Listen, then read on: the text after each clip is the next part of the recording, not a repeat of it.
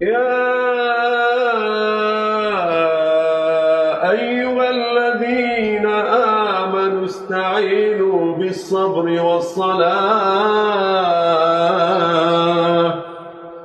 إن الله مع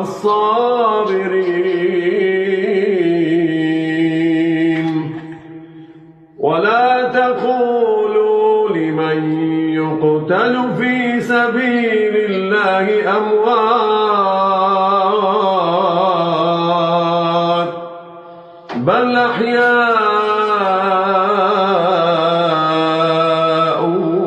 ولكن لا تشعرون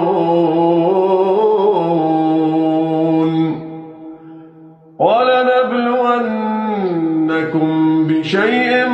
من الخوف